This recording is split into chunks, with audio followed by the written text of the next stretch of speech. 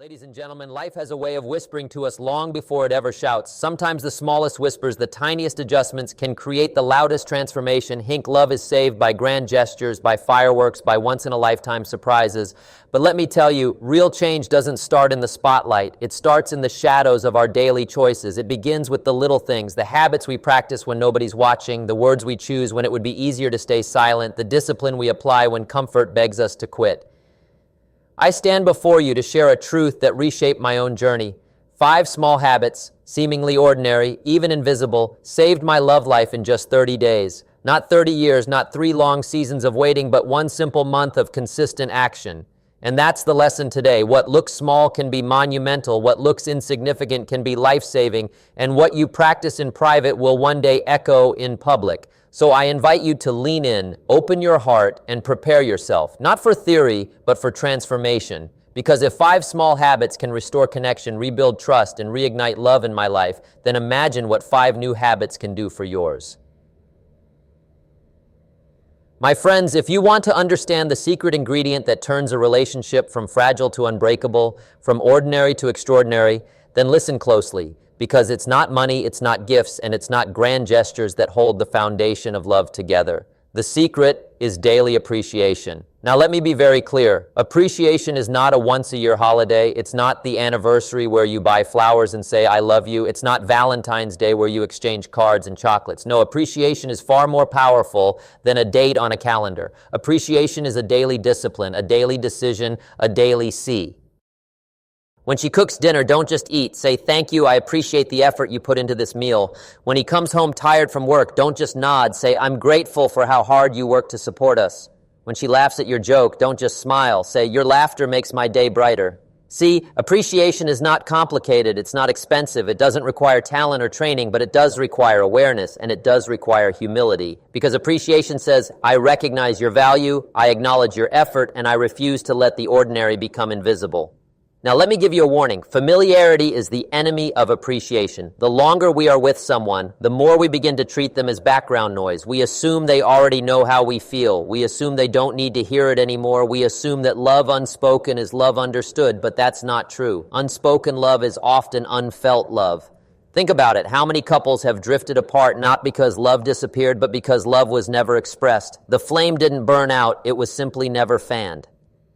Let me give you an example. Imagine you give someone a paycheck, but you never say, good job, thank you for your work. How long will they stay motivated? The money is necessary, yes, but the recognition feeds the spirit. In relationships, love is the paycheck, but appreciation is the recognition. Without it, the spirit grows weary. And here's the beautiful part. Daily appreciation compounds. 1 small expression today becomes a deposit in the emotional bank account of your relationship. Tomorrow another deposit, the day after another. Soon the account is overflowing, and when challenges come, as they always do, you'll find the relationship strong enough to endure because appreciation has built a reserve of goodwill.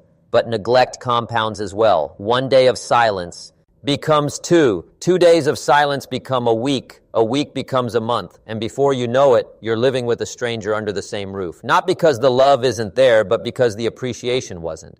So the question is this: how do we practice daily appreciation? Let me give you some practical steps. First, develop the habit of noticing. Look for what your partner does right instead of only seeing what they do wrong. Most people are masters at finding faults, but amateurs at finding blessings. Train your eyes to see the effort, the sacrifice, the uniqueness of the person beside you.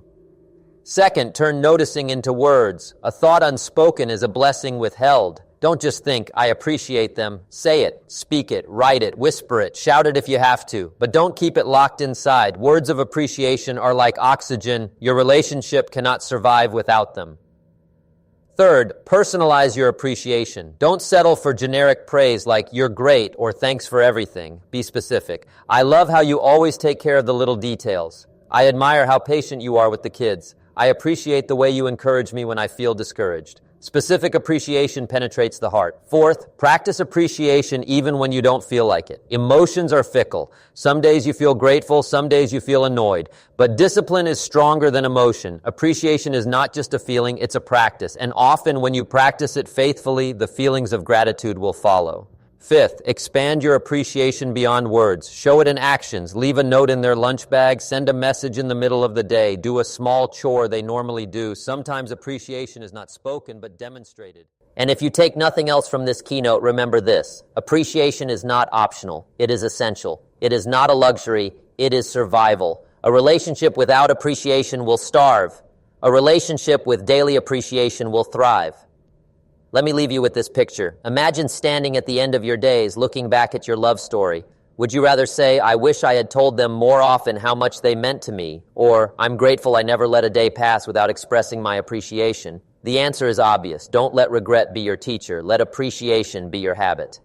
Because 5 small habits saved my love life, but this was the first and most powerful, the habit of daily appreciation. It may look small, but it has the power to save, to restore, and to renew love in ways you cannot yet imagine. And when you practice it faithfully, not for a month, but for a lifetime, you will discover the greatest truth of all, that love, like a garden, will always bloom where appreciation is sown. My friends, let's talk about one of the most powerful yet most neglected ingredients of love, presence, not gifts, not promises, not long speeches, just the simple, profound act of being present.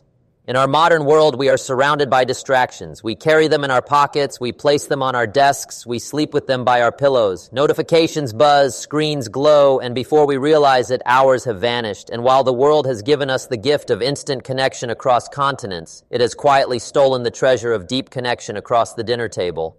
And here's the truth. Relationships don't starve from a lack of love. They starve from a lack of presence. Presence is oxygen to love. Without it, no relationship can breathe.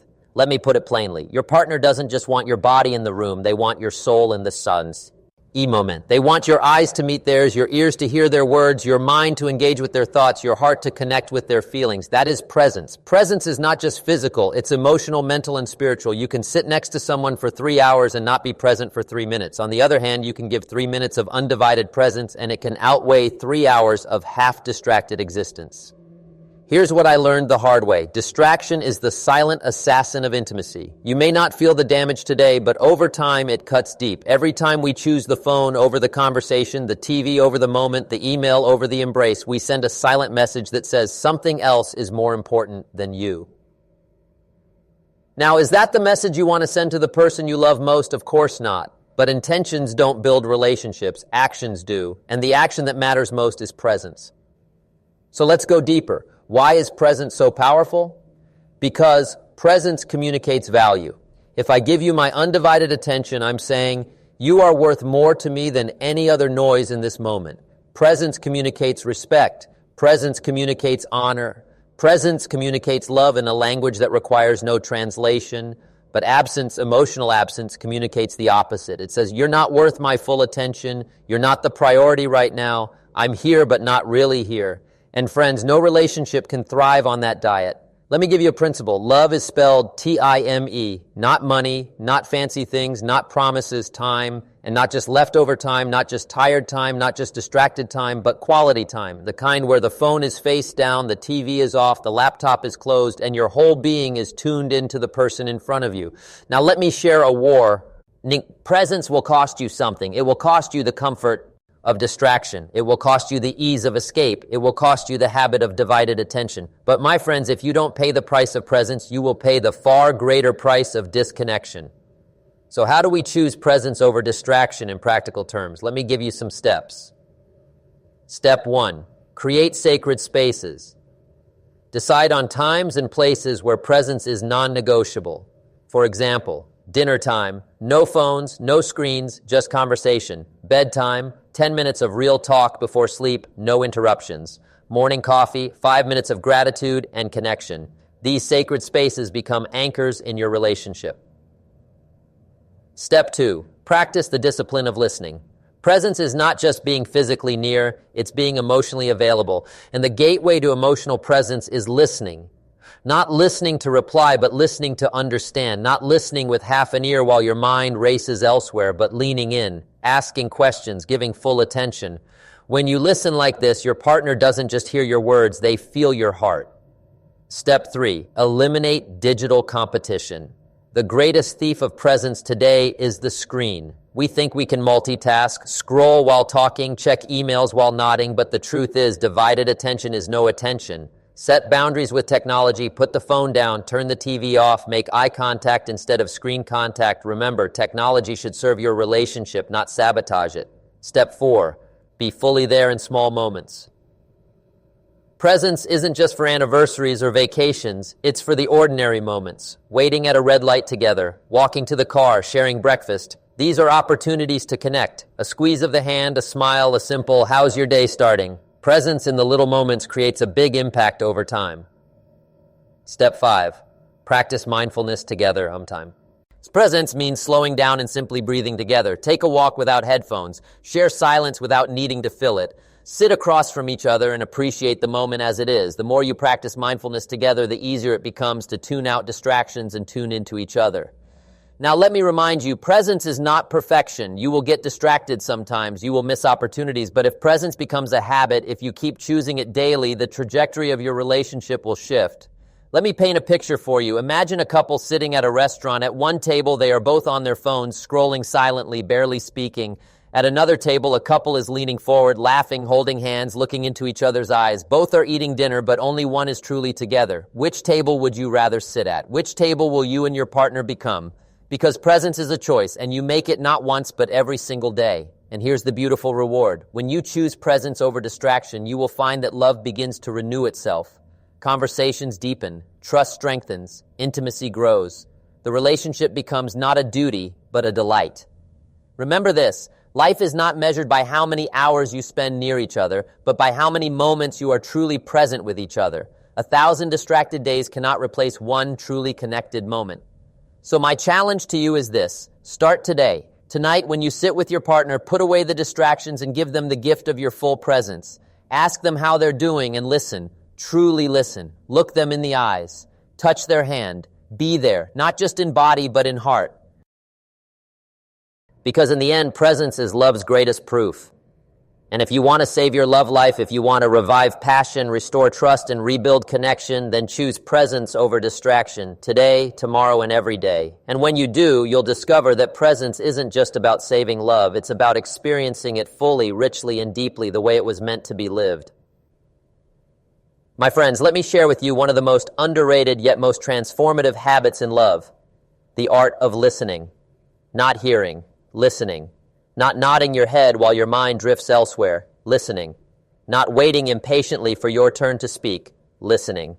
I mean the kind of listening that makes another soul feel seen, valued, and understood. Because here's the truth. Love does not grow in an environment where voices compete. Love flourishes in an environment where hearts connect. And the bridge between two hearts is built not with words spoken, but with words received. Now let's pause and be honest. Most of us are not natural listeners. We are natural talkers. We are quick to give advice, quick to offer solutions, quick to defend ourselves, but slow to truly, deeply listen. And yet, if you want to transform your love life, you must transform your ability to listen. Why? Because listening is respect. Listening is love. Listening says, I value not only what you say, but who you are.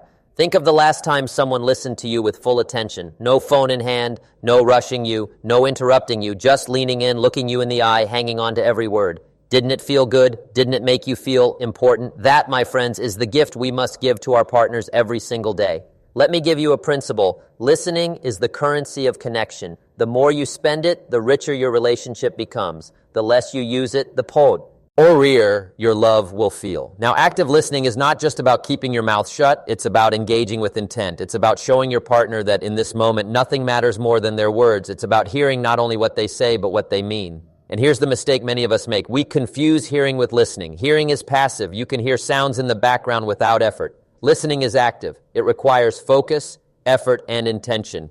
Hearing says, I caught your words. Listening says, I caught your heart. Let me illustrate it like this. Imagine your partner says, you never spend time with me anymore. If you're only hearing, you'll reply defensively, that's not true. We had dinner last week. But if you're listening, you'll hear the deeper cry, I miss feeling connected to you. That's the difference. Hearing reacts. Listening responds. Hearing fuels arguments. Listening fuels understanding. Now, how do we practice active listening? Let me break it down into disciplines that can transform your relationship. 1, give your full attention. Listening begins with presence. Put the phone down. Turn off the TV. Pause the email. Look your partner in the eye. Lean in. Every part of your body language should say, I am here. I am with you. You matter to me. Because nothing kills connection faster than half-hearted listening. Half-hearted listening is disrespect in disguise. Don't interrupt. One of the greatest acts of humility is letting someone finish their thought. Don't cut them off. Don't jump in with your solution. Don't hijack their story with your own. Let them finish. Because sometimes people don't need answers. They just need to be heard. And when you interrupt, what you really say is, my words are more important than yours. But when you allow them space, you say, your voice matters. Say, listen beyond the words. Words are only half the story. Listen to tone. Listen to emotion. Listen to silence. If your partner says, I'm fine, but their voice trembles or their eyes look away, then you must listen deeper. Active listening requires empathy. It requires hearing what is not said as much as what is spoken. Ask clarifying questions. Listening is not passive nodding. It's engagement. Ask questions like, what do you mean by that? Or, can you tell me more? This shows genuine interest and prevents misunderstandings. It communicates, I care enough to make sure I understand you fully. Reflect back what you hear. A powerful tool is to mirror what your partner says. For example, so you're saying you felt hurt when I didn't call? This not only shows you were listening, it reassures your partner that their message landed. Reflection builds trust because it proves you didn't just hear the noise, you understood the meanings. Listen without defensiveness. This may be the hardest. When criticism comes, the natural reaction is to defend, to justify, to push back. But AC. Active listening requires discipline. It says, before I defend myself, let me first understand you. That humility alone can turn conflict into connection. Now let me give you a warning. Listening is not glamorous. Nobody gives awards for listening. You won't see it trending on social media. But while the world celebrates noise, your relationship will thrive in silence, the silence of listening hearts. And let me give you a promise. If you practice active listening, even imperfectly, your love life will begin to heal. Misunderstandings will shrink. Arguments will soften. Trust will rebuild. Because the deepest need of every human being is not to be agreed with. It's to be understood.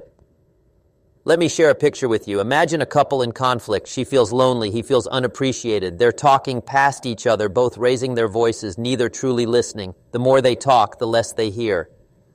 Now imagine the same couple, but this time he leans forward, holds her hand, and says, help me understand what you're really feeling. She pauses, breathes, and slowly shares her heart. And instead of defending, he listens, not with the intent to win, but with the intent to understand. Suddenly the walls come down, the tears flow, the anger softens. That is the power of active listening. So let me leave you with this truth. Listening is love in action. It costs you nothing but attention, yet it gives your partner everything they long for. Validation, respect, connection. Remember this, people don't leave relationships because of too many arguments. They leave because of too little understanding, and understanding begins with listening. So my challenge to you is this. Tonight, practice active listening. When your partner speaks, put aside your phone, your defenses, your need to be right. Just listen, ask questions, reflect back, hold space, and watch what happens. Because the third habit that saved my love life was this, practicing active listening. And I can tell you, it turned my relationship from a battleground of words into a sanctuary of understanding. And if you will commit to this habit, not once, not occasionally, but daily, you will find that the sound of true listening is the music that love has been waiting to hear. My friends, let me tell you something simple yet profound. Relationships are not sustained by grand gestures, but by small, consistent acts of kindness. Yes, love enjoys the fireworks, the anniversaries, the surprise vacations, but those are the highlights, not the foundation. The real strength of love is built in the quiet, daily expressions of kindness that say, I care about you, I thought of you, you matter to me. We must understand this truth. It is consistency that creates security, not extravagance. See, anyone can buy flowers once in a while. Anyone can write a card once a year. Anyone can post a public declaration of love on social media. But not everyone can choose kindness in the small, ordinary moments, when nobody's watching, when it's inconvenient, when it would be easier to ignore. Yet it is those very moments that determine whether love grows stronger or grows weaker. Think about it. A door held open, a cup of tea made without being asked, a sincere compliment given in the morning, a note left on the counter. These are not expensive acts. They don't require talent, wealth, or brilliance. They require awareness. They require consistency. They require a heart that says, I will sow kindness into this relationship daily. And let me tell you, small kindness multiplied over time creates a bond so strong that life's storms cannot break it. Now, here's what often happens. We start relationships with an abundance of kindness. In the beginning, we text good morning, we compliment often, we braze. Nung small gifts we go out of our way to serve. But as time goes on, familiarity sets in and kindness takes a back seat. We assume they already know we care. We assume love alone is enough. But here's the danger. Love without kindness becomes dry. It becomes mechanical. It becomes duty instead of delight. And yet when kindness is consistent, even the smallest act becomes a lifeline. Let me illustrate it. Imagine a plant. You don't water it once with a bucket and then leave it for months. You water it daily, even with just a little. That daily care is what keeps it alive. In the same way, consistent acts of kindness water the soul of your relationship. So let me share with you the principles of practicing small, consistent kindness. 1. Kindness begins in the mind. Before kindness is an action, it is a thought. It is the decision to notice your partner's needs, to be aware of their struggles, to consider their feelings. Kindness starts with intention. If you think kind thoughts, you'll find kind actions naturally follow. Kindness must be specific. Don't underestimate the power of the small, saying, "Thank you for cooking dinner," saying, "I love how you handled that situation with such grace," saying, "I noticed how hard you worked today. I appreciate you." Specific kindness penetrates the heart far more deeply than general praise.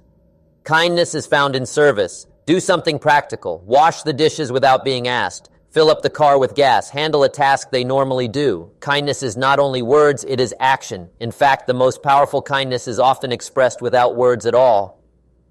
Kindness is a habit, not a mood. If you wait until you feel like being kind, you'll rarely do it. Kindness must become a discipline, a lifestyle, a non-negotiable. Whether you're tired or energized, whether you've had a good day or a bad day, kindness must remain consistent, because inconsistency in kindness communicates uncertainty in love. 5. Kindness creates a cycle. Here's the beauty. Kindness begets kindness. When you are kind, your partner is inspired to respond with kindness. Soon it becomes a cycle that feeds itself. But beware, the opposite is true as well. Neglect breeds neglect. Coldness breeds coldness. The cycle you create will either nurture or destroy your love.